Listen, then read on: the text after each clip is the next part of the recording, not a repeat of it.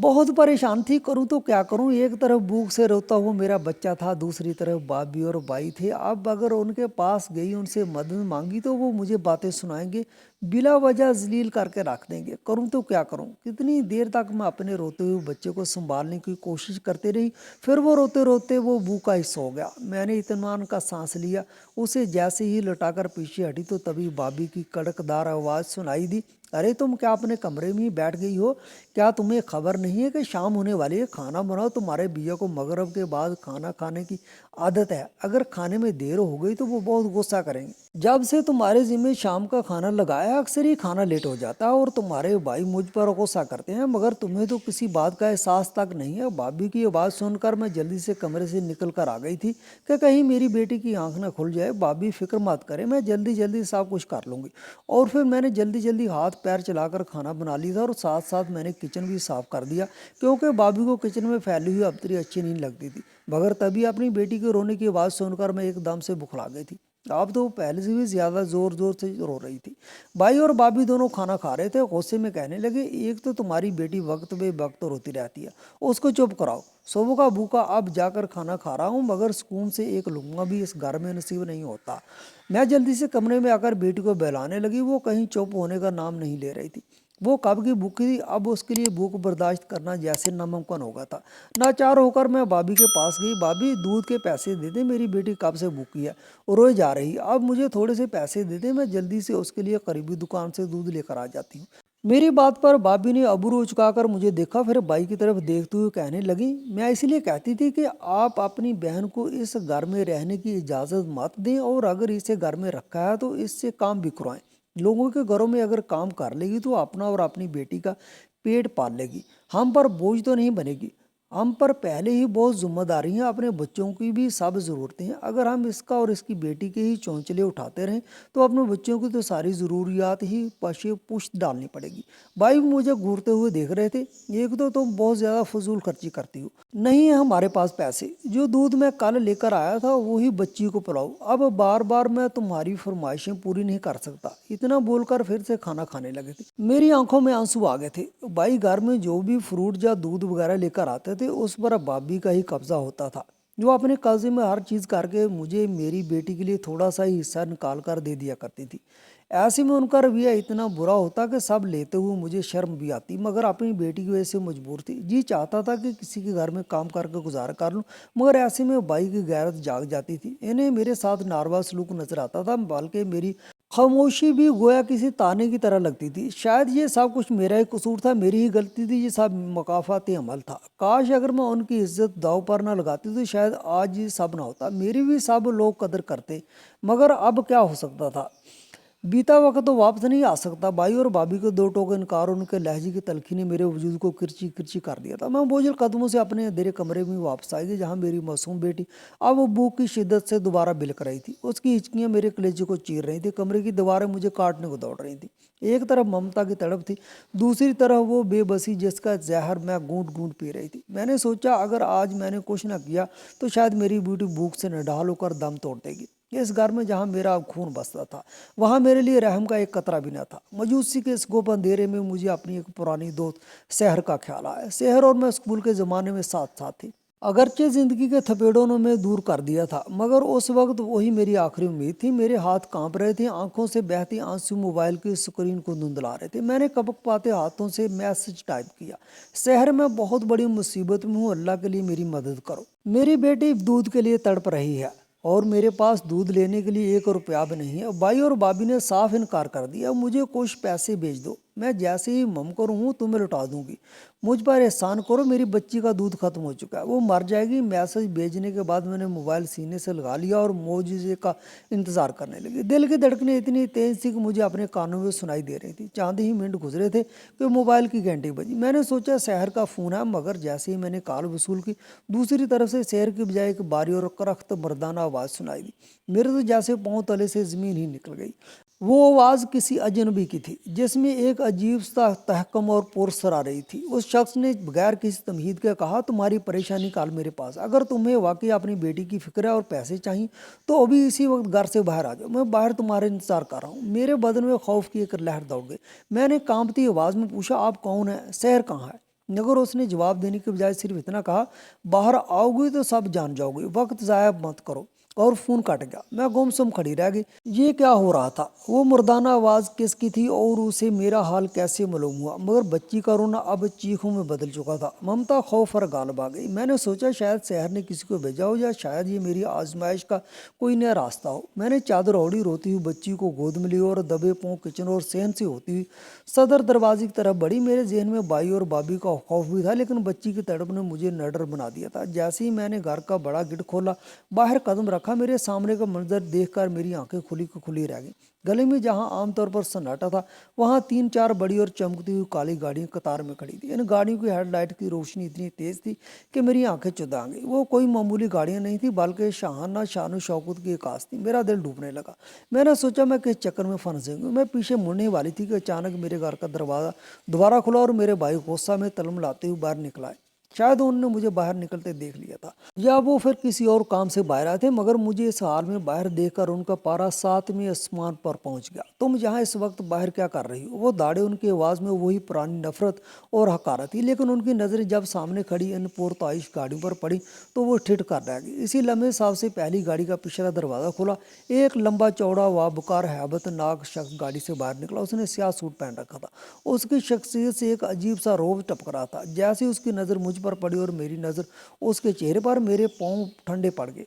ये तो वो था जिसे मैं बरसों पहले अपनी ज़िंदगी से निकाल चुकी थी, या यूँ कहूँ कि जिसकी वजह से मेरी ज़िंदगी जीर्ण हुई थी। ये जहाँ देखकर मेरी रूह कांप उठी। खौफ और हैरत के मारे मेरे हलक से आवाज़ नहीं निकल रही थी। मैंने अपने भाई की तरफ देखा। भाई के चेहरे का रंग पीला पड़ चुका था। फिर अचानक उनकी आंखें सुर्ख होने लगी। वो गुस्सा जो मुझ पर था अब एक नामालूम खौफ और दुश्मनी में बदल गया था। भाई ने उस शख्स को देखा, वो फिर मेरी तरफ। इनकी आंखों में एक अजीब सी वहशत थी, जैसे वो कुछ ऐसा देख रहे हों जिसका उन्होंने ख्वाब में भी गुमान ना किया हो। भाई की आंखों में एक दूसरे के लिए खून उतरा था। वो गुस्से, हैरत और शायद किसी पुराने सदमे की लपेट में थे। फिजा में एक ऐसी संगीन खामोशी छा गई थी कि हवा का गुजरना भी मुहाल लग रहा था। भाई की नज़रें उस शख्स के चेहरे पर जमी थी, उस शख्स की नज़रें मुझ पर और मेरी गोद में मौजूद इस मासूम बच्ची पर, जो अब सहम कर खामोश हो गई थी। तो हम तीनों एक ऐसी तोकून में फंस चुके थे जहाँ हर रास्ता तबाही की तरफ जाता दिखाई दे रहा था। भाई ने एक दूसरे के मुंह से देखा। उनके मुंह पर कुछ अल्फाज आए, मगर वो अधूरे रह गए। उस शख्स का चेहरा देखते ही वक्त जैसे थम गया था। बाहर खड़ी इन आलीशान गाड़ियों की हेडलाइट्स की चुभती हुई रोशनी में इसके अक्स को नहीं, बल्कि अपने जले हुए माजी को देख रही थी। मेरे ज़हन के पर्दे पर जादू की एक फिल्म चलने लगी। मैं मौजूदा तलखियों से काटकर माजी के इन दिनों में पहुंच गई जब जिंदगी इतनी बोझल नहीं थी। मुझे याद आया कि मैं अपने अब्बू की कितनी लाडली थी। घर में सबसे छोटी होने के नाते मेरी हर जिद पूरी की जाती थी। जब मैंने मैट्रिक और कॉलेज मुकम्मल किया तो मेरी ख्वाहिश थी कि मैं यूनिवर्सिटी जाऊँ। भाई शुरू ही से कद आमद पसंद थे। वो नहीं चाहते थे कि मैं घर से बाहर कदम निकालूं। वो अक्सर अब्बू से कहते, अब्बू इसे घर बैठाएं, पराई बेटी है, कल को किसी के घर जाना है, इसे पढ़ा लिखा कर क्या करना है। मगर अब्बू मेरी आंखों में ख्वाब देखते थे। उन्होंने भाई की शदीद मुखालफत के बावजूद मेरा दाखिला शहर की सबसे बड़ी यूनिवर्सिटी में करवा दिया। अम्मी भी मुझसे बेपनाह मोहब्बत करती थी, मगर वो भाई को गुस्से से डरती थी। यूनिवर्सिटी की वो इब्तदाई दिन किसी ख्वाब जैसे थे। मैं अपनी दुनिया में मगन थी, लेकिन भाई की नज़रें हमेशा मुझ पर शक की बुनियाद पर जमी रहती थी। वो अक्सर मुझे यूनिवर्सिटी छोड़ने जाते तो उनकी आंखों में हज़ारों सवाल होते थे। यूनिवर्सिटी में ही मेरी मुलाकात रमीज से हुई थी। वो एक नहायत अमीर और बाअसर ख़ानदान का चश्मे चिराग था। वो शुरू से ही मेरे पीछे पड़ गया था। वो मुझे महंगे तोहफे देना चाहता था, मुझसे बात करने के बहाने ढूंढता था, मगर मुझे उसकी दौलत की नुमाइश, उसका अंदाज बिल्कुल पसंद नहीं था। मेरी तवज्जो अपनी क्लास के एक दूसरे लड़के की तरफ थी जो सादा सा था और मुझे लगता था कि मेरा जीवन साथी बनने के लायक है। जब मैंने घर में अपनी इस पसंद का जिक्र किया तो जैसे क़यामत आ गई। भाई आपस से बाहर हो गए। उन्होंने साफ कह दिया, अगर तुमने अपनी पसंद से शादी की तो याद रखना तुम्हारा इस घर से और मुझसे कोई रिश्ता नहीं रहेगा। मैं मर जाऊंगा मगर तुम्हारी इस बेगैरती को कबूल नहीं करूंगा। अब्बू और अम्मी भी खामोश थे। उनके चेहरों पर भी मेरी पसंद के फैसले पर अफसोस था, मगर मैंने किसी की परवाह नहीं की। मैं मोहब्बत के ज़ाइम में इतनी अंधी हो गई थी कि मुझे अपनों की नाराज़गी की फिक्र न रही। मैंने जिद करके अपनी पसंद से शादी कर ली। शादी के कुछ अरसा बाद ही हालात बदलने लगे। मेरे वालिदैन जो मेरा अकलौता सहारा थे, सदमे और बुढ़ापे की वजह से एक एक करके मुझे तनहा छोड़कर इस दुनिया से रुखसत हो गए। इनके जाने के बाद मेरी ज़िंदगी में अंधेरा छा गया। मेरा शौहर, जिसके लिए मैंने सब कुछ दांव पर लगाया था, आहिस्ता आहिस्ता बदलने लगा। उसके दिल में शक के बीज बोने वाला कोई और नहीं, बल्कि वही रमीज़ था जिसे मैंने ठुकराया था। मेरा शौहर मुझे ताने देता, वो कहता तुम तो इस अमीर लड़के को पसंद करती थी, तुमने मुझसे क्यों शादी की? वो मुझ पर बेबुनियाद इल्ज़ाम लगाता, मुझे ज़हनी और जिस्मानी अज़ियत देता। मेरी एक छोटी सी बेटी पैदा हुई। मैंने सोचा शायद अब हालात बदल जाएंगे, मगर शक का कैंसर सब कुछ चाट गया। एक दिन उसने मुझे तलाक दे दी और धक्के देकर घर से निकाल दिया। सदमे इतने ज़्यादा थे कि मैं कहीं की ना रही। जब मैं टूटकर बाई के घर आई तो भाभी के तंज़ियत जुमलों और बाई की नफरत अमेज़ नज़रों ने मेरा इस्तकबाल किया। वो मुझे अक्सर कहते, यही दिन देखने के लिए तुमने हमारी इज्जत नीलाम की थी, अब यहाँ बोझ बनकर पड़ी रहो। आज जब मैंने शहर को मैसेज करना चाहा तो परेशानी आंसू की वजह से मेरा हाथ लरस गया और वो मैसेज शहर के बजाय रमीज़ के पुराने नंबर पर चला गया, जो मेरी कॉन्टैक्ट लिस्ट में कहीं दब गया था। रमीज़, जो बरसों से शायद इसी लम्हे के इंतजार में था, फौरन रक्त में आ गया। उसने कॉल की तो मैं डर गई थी, मगर जब वो सामने आया तो उसने मुझे अपनी बेगुनाही का यकीन दिलाया। उसने मेरी आंखों में आंखें डालकर कहा, मैंने कभी तुम्हारे शोहर को तुम्हारे खिलाफ नहीं भड़काया, मैंने तुम्हें हमेशा चाहा था, मगर तुम्हारी खुशी की खातिर पीछे हट गया था।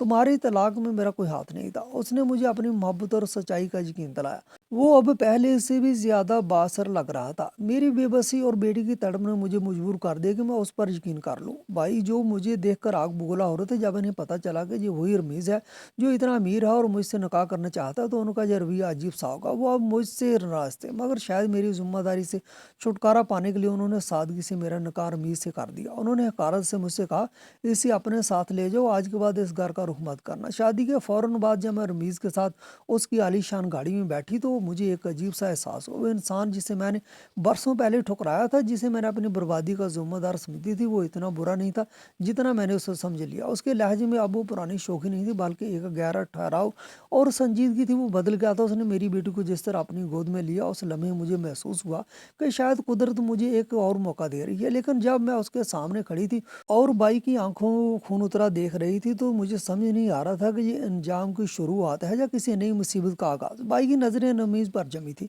जैसे वो इसे पहचानने की कोशिश कर रहे हो, या शायद कोई पुराना बदला उनके जहन में गर्दिश कर रहा हो। हम सब एक दूसरे के चेहरे को देख रहे थे। खामोशी इतनी गहरी थी कि दिल की धड़कनें साफ सुनाई दे रही थी। बाई का गुस्सा और रमीज का ये अचानक जाहिर होना मेरे लिए एक ऐसा मुअम्मा बन गया था जिसका हल फिलहाल मेरे पास नहीं था। बाई और रमीज के दरमियान छाई हुई वो हैबतनाक खामोशी बेलाखिर टूट गई।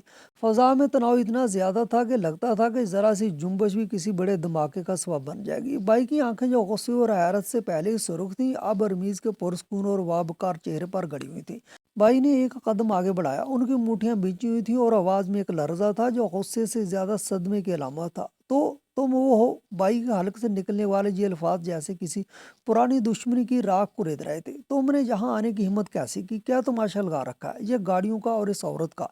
उन्होंने मेरी तरफ एक नफरत भरा इशारा किया। रविंद्र ने बड़ी संजीदगी और तहम्मुल से बाई की तरफ देखा। उसके चेहरे पर ना तो कोई खौफ था, ना ही वो पुरानी शौकी जो यूनिवर्सिटी के दिनों में हुआ करती थी। उसने धीमे मगर दबंग लहजे में जवाब दिया, मैं यहाँ तमाशा करने नहीं आया सरफराज साहब, मैं यहाँ अपनी बीवी और अपनी बेटी को लेने आया। वो रिश्ता जो आपकी नज़र में शायद बोझ है, वो मेरे लिए पूरी कायनात है। बाई का रंग गुस्से से मजीद काला पड़ गया। बीवी?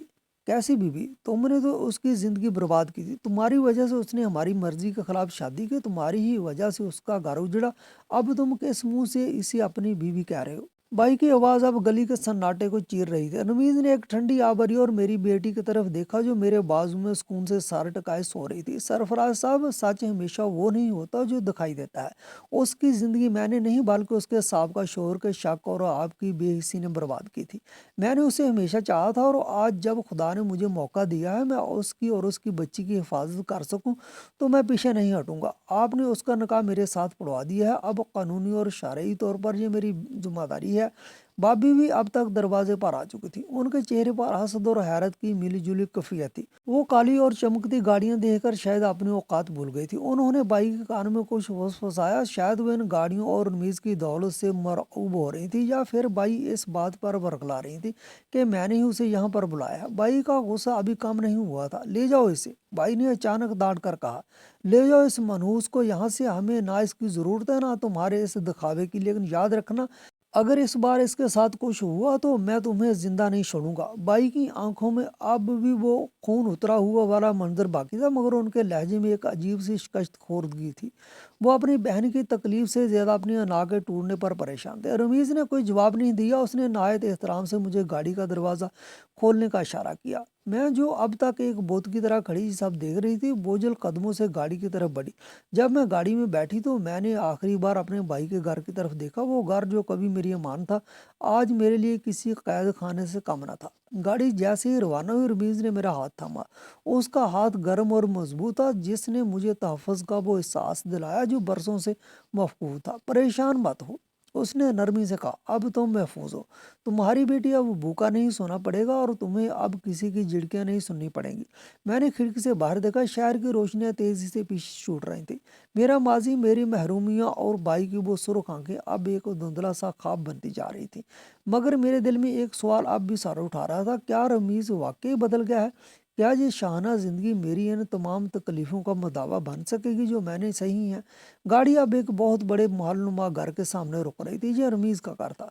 वहाँ का माहौल बाई की तंगो तारीख घर से बिल्कुल मुख्तलिफ था। हर तरफ मुलाजमीन मुस्तैद खड़े थे। रमीज ने बच्ची को खुद अपनी गोद में लिया और मुझे साथ लेकर अंदर दाखिल हुआ। अंदर का मंजर देखकर मेरी आंखें खुली की खुली रह गई। वहाँ हर चीज मेरी पसंद के मुताबिक सजी हुई थी, जैसे रमीज ने बरसों से इस दिन की तैयारी कर रखी हो। उसने मुझे एक कमरे में ले जाकर कहा, ये तुम्हारा और बच्ची का कमरा है। यहाँ वो हर चीज मौजूद है जिसकी तुमने कभी ख्वाहिश की थी। मैंने बेटी को बेड पर लटाया और फिर रमीज की तरफ मुड़ी। रमीज, ये सब मेरे लिए ख्वाब जैसा है, लेकिन मुझे एक बात बताओ, तूने शहर के फ़ोन पर मुझे क्यों जवाब दिया? रमीज मुस्कुराया, एक ऐसी मुस्कुराहट जिसमें दुख और सच्चाई दोनों थे। शहर मेरी कज़न है, उसने इंकशाफ किया। मैंने ही उसे कहा था कि वो तुम्हारे साथ राब्ते में रहे ताकि वो दूर रहकर भी तुम्हारी खबर रख सकूं। मुझे मालूम था कि मुझसे ज़्यादा तुम्हारे साथ कोई मोहब्बत नहीं कर सकता और तलाक के बाद भी तुम्हारे घर वाले तुम्हें किस हाल में रखेंगे। मैं बस सही वक्त का इंतजार कर रहा था। ये सुनकर मेरे पैरों तले से ज़मीन निकल गई। तो क्या मेरा शेर को मैसेज करना कोई इत्तेफाक नहीं था? क्या ये सब कुछ पहले से तयशुदा था? मैंने रमीज़ के चेहरे को गौर से देखा। वहाँ अब मुझे वो इंसान नजर आ रहा था जिसने खामोशी से बरसों से मेरी हिफाजत की थी। मेरी आंखों से आंसू बहने लगे, जो आंसू गम के नहीं बल्कि उस सुकून के थे जो एक तवील सफ़र के बाद मंजिल मिलने पर मिलता है।